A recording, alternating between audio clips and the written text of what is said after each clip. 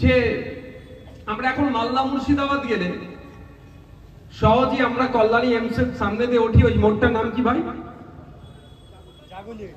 জাগলি মোড় থেকে বাঁদিক ধরি, একদম এক রাস্তা বেরিয়ে যাচ্ছে, একদম সুন্দর রাস্তা। কিন্তু ওই রাস্তাটা যখন আমি উত্তর 24 পরগনায় ঢুকছি, নদিয়া জেলাকে ক্রস করে, সেই রাস্তাটা এখনো সম্পূর্ণ হয়নি। না হওয়ার পিছনে কারণটা কি? নদিয়া জেলায় সুন্দরভাবে হয়ে গেল, এখানে হয়নি কেন? এখানে না হওয়ার কারণ হচ্ছে এখানকার জেলার আধিকারিকরা দায়ী।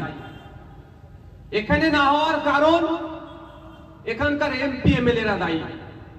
এখানে না হওয়ার কারণ এখানকার শাসক দল দায়ী। National highway authority of India latest যেটা ওদের গাইডলাইন বার করেছে, ক্ষতিপূরণের যে তথ্য দিচ্ছে, আরবান এরিয়াতে, রুরাল এরিয়াতে যে জায়গার মার্কেট ভ্যালু যেটা, তার কয়েক গুণ বেশি ক্ষতিপূরণ দিচ্ছে।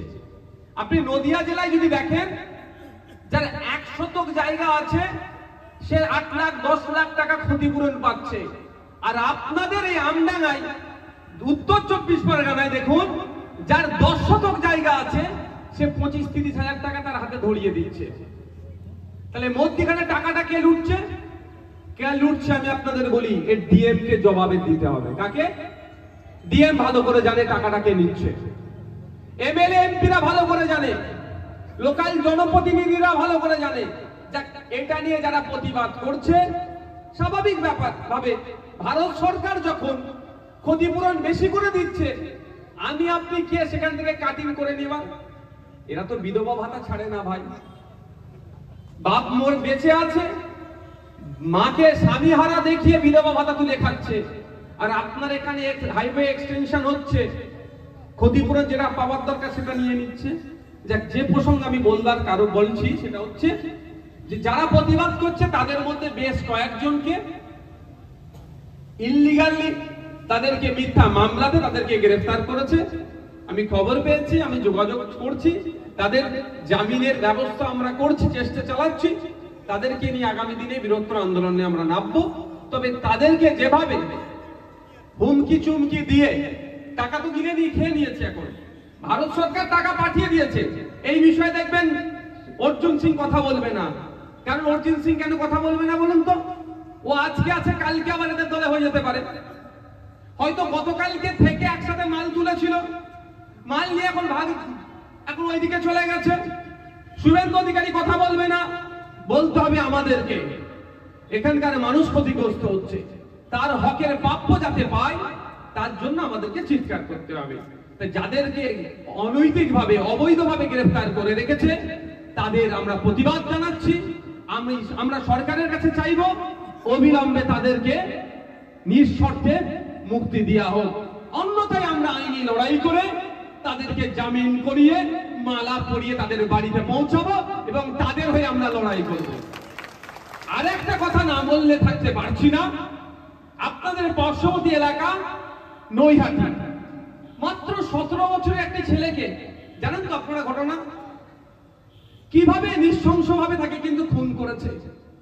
কে খুন হয়েছে আর কারা খুন করেছে, ওই ধর্মীয় পরিচয় দেখে নওশাদ সিদ্দিকী কিন্তু প্রতিবাদ করবে না। অন্যায় হয়েছে, চরম অন্যায় হয়েছে। তাকে যার সাথে খুনের সাথে যারা যুক্ত তারা না ছাড় পায়, এই মঞ্চ থেকেও আমরা এই আওয়াজ তুলছি। আমরা ধর্মীয় পরিচয় দেখে প্রতিবাদ করব না, সিলেক্টিভ প্রতিবাদ করার পক্ষে আমরা নয়। যে অন্যায় করেছে, যারা এর সাথে যুক্ত, কোন রাজনৈতিক রং না দেখে, ধর্মীয় রং না দেখে, ওই 17 বছরের তরতাজা ছেলেটিকে যারা খুন করেছে প্রত্যেককে ধরে জেলের মধ্যে রাখা হোক এবং সর্বোচ্চ শাস্তির ব্যবস্থা হোক, এ দাবি আমরা করছি।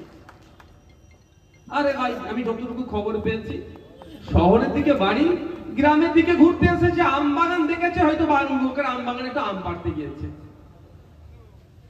আরে আমি আমার কথা বলছি, আমাদের সানাউল্লাহ ভাইকে তো আপনারা সবাই জানেন, উল্লাহ ভাইজানদেরকে সবাই জানেন। তো আমাদের সানাউল্লাহ ভাইয়ের নানি বাড়ি কোথায় জানেন? বৈদ্যবাটিতে। তো আমরা ঘুরতে গিয়েছি সবাই মিলে, আমারও নানির বাড়ি।